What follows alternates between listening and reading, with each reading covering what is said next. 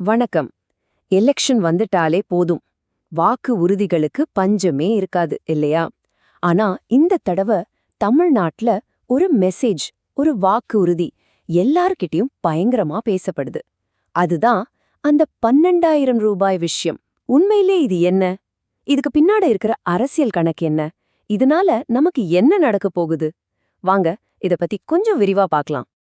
உங்க பேங்க் அக்கவுண்ட்டுக்கு மத்திய அரசு 12,000 ரூபாய் அனுப்ப போறதா ஒரு நியூஸ் இப்போ வாட்ஸ்ஆப்ல சோஷியல் மீடியாலன்னு காட்டு தீ மாதிரி பரவிட்டு இருக்கு. இது நிஜமா இல்ல எலெக்ஷன் டைம்ல வர்ற ஒரு ஸ்டண்டா? வாங்க முதல்ல இது என்னன்னு பாத்துருவோம். அப்போ இந்த 12,000 ரூபாய் எங்கேருந்து வருது? இது ஏதாவது புது ஸ்கீமா அப்படின்னு கேட்டா இல்ல. இது ஒன்னும் புதுசா ஆரம்பிச்ச திட்டம் கிடையாது. சிம்பிளா சொல்லணும்னா, நமக்கு ஏற்கனவே வரவேண்டிய சில பாக்கி பணத்தை எல்லாம் ஒன்னா சேர்த்து ஒரே அமௌண்டா கொடுக்க போறாங்க. அவ்வளவுதான் விஷயம். இந்த 12,000 ரூபாய் எப்படி பிரியதுன்னா, நமக்கு வரவேண்டிய கேஸ் மானிய பாக்கி தொகை, உர மானிய பணம், அதோட விவசாயிகளுக்கான PM கிசான் நிதி, இது எல்லாத்தையும் ஒன்னா சேர்த்தா வர்ற கணக்கு தான் இது. யோசிச்சு பாருங்களேன், இதெல்லாம் தனித்தனியா சின்ன சின்ன அமௌண்டா வந்திருந்தா நம்மள பல பேர் அதை கண்டுக்கவே மாட்டோம். ஆனா இப்படி மொத்தமா வரும்போது அது ஒரு பெரிய இம்பாக்ட் உருவாக்குது. இந்த பணம் எப்படி நம்ம கைக்கு வந்து சேரும்னா, நடுவுல எந்த ஒரு ஏஜென்ட்டும் இல்லாம டைரக்டா உங்க பேங்க் அக்கவுண்ட்டுக்கே கிரெடிட் ஆயிடும். இதுக்கு பேர் தான் டைரக்ட் பெனிஃபிட் டிரான்ஸ்ஃபர், அதாவது DBT.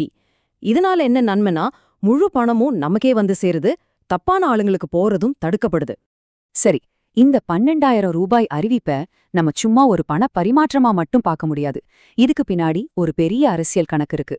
அதாவது வரப்போற 2026 தமிழ்நாடு சட்டமன்ற தேர்தலுக்கான ஒரு பெரிய செஸ் கேம் ஆரம்பிச்சிருச்சு. அதுல இது ஒரு முக்கியமான முதல் மூவ்னு கூட சொல்லலாம். சும்மா யோசிச்சு பாருங்க, மாசம் கொஞ்சம் கொஞ்சமா வர்ற பணத்தை விட தேர்தலுக்கு கொஞ்ச நாள் முன்னாடி இப்படி மொத்தமா ஒரு பெரிய அமௌண்ட் அக்கவுண்ட்ல வந்து விழுந்தா அது வாக்காளர்கள் மனசுல எப்படி ஒரு தாக்கத்தை ஏற்படுத்தும்? இதுதான் இதுக்கு பின்னால இருக்கிற அந்த பொலிட்டிக்கல் ஸ்ட்ராட்டஜி. இங்கதான் மேட்டரே சூடு பிடிக்குது. ஒரு பக்கம் பிஜேபி நாங்க 12,000 தரோம்னு சொல்றாங்க. சரி, இன்னொரு பக்கம் பார்த்தா ஆளுங்கட்சியான திமுக கொஞ்ச நாளைக்கு முன்னாடி ஒரு 5,000 ரூபாய் கொடுத்தாங்க. இதுல அதிமுகவும் சும்மா இல்ல. நாங்க ஆட்சிக்கு வந்தா மாசம் 2,000 தரோம்னு ஒரு வாக்குறுதியை கொடுத்திருக்காங்க. சோ பாத்தீங்கன்னா கட்சிகளுக்குள்ள ஒரு பெரிய போட்டியே நடக்குது. அப்போ இதுல இருந்து நமக்கு என்ன புரியுது?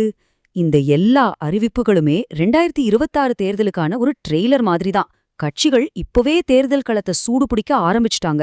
குறிப்பா பெண் வாக்காளர்களை கவர்றதான் இதுல எல்லா கட்சிகளோட முக்கியமான டார்கெட்டா இருக்கு.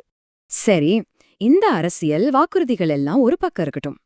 எந்த கட்சி என்ன திட்டம் கொண்டு வந்தாலும் சரி, ஒரு சிட்டிசனா நாம அதுக்கு ரெடியா இருக்கணும் இல்லையா?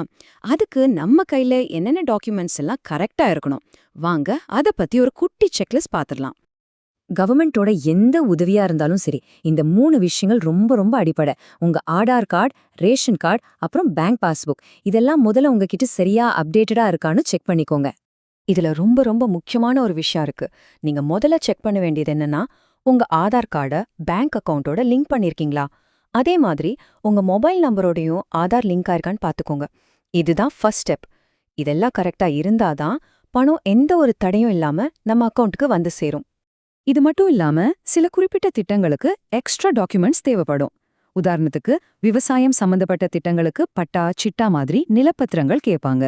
அதே மாதிரி உஜ்வாலா மாதிரி சமையல் எரிவாயு மானிய திட்டங்களுக்கு வருமானச் சான்றிதழ் கண்டிப்பா வேணும். சோ எந்த திட்டமோ அதுக்கேத்த மாதிரி டாக்குமெண்ட்ஸையும் ரெடியா வச்சுக்கிறது ரொம்ப நல்லது. சரி, இந்த தேர்தல் வாக்குறுதிகளை பத்தி மட்டும் பேசாம நம்ம அன்றாட வாழ்க்கையில தாக்கத்தை ஏற்படுத்தக்கூடிய சில முக்கியமான நடைமுறை மாற்றங்களை பத்தியும் நம்ம தெரிஞ்சுக்கணும். ஏன்னா பணம் வர்றது ஒரு பக்கம் இருந்தாலும் இந்த மாற்றங்கள் நம்ம டெய்லி லைஃபை அஃபெக்ட் பண்ணும். முதல்ல ரேஷன் கார்டு வச்சிருக்கிறவங்களுக்கு ஒரு முக்கியமான அப்டேட். தப்பான பயன்பாட்டை எல்லாம் தடுக்கிறதுக்காக இனிமே வருஷத்துக்கு ஒரு தடவையாவது ரேஷன் கார்டுல பேர் இருக்கிற எல்லாரும் ரேஷன் கடைக்கு நேரடியா போய் கைரேகை வைக்கணுமா. இது கட்டாயம்னு சொல்லிட்டாங்க. ஒருவேளை இதை செய்யலன்னா உங்க கார்டு ரத்தாகிறதுக்கு கூட சான்ஸ் இருக்கு. சோ கொஞ்சம் கவனமா இருங்க. அடுத்து தங்க நகை கடன் வாங்குறவங்களுக்கு ஒரு முக்கியமான செய்தி. ரிசர்வ் பேங்க் ஒரு புது ரூல் கொண்டு வந்திருக்காங்க. இனிமே நீங்க அடகு வைக்கிற நகையோட மொத்த மதிப்புல 75% வரைக்கும் தான் கடன் வாங்க முடியுமா.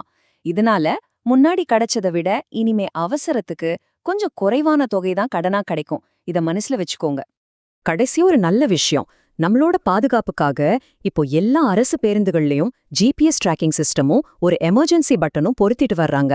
ஏதாவது ஆபத்துனா நம்ம உடனே அந்த பட்டனை அழுத்தி கண்ட்ரோல் ரூமுக்கு தகவல் கொடுக்க முடியும். இது நிஜமாவே ஒரு வரவேற்க வேண்டிய விஷயம்.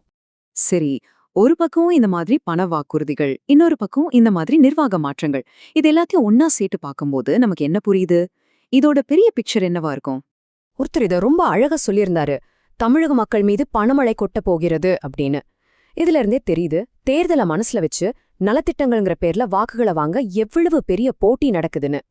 கடைசியா நம்ம மனசுல ஒரு முக்கியமான கேள்வி எழும்புது. தேர்தல் நேரத்துல வர்ற இந்த வாக்குறுதிகளோட உண்மையான விலை என்ன?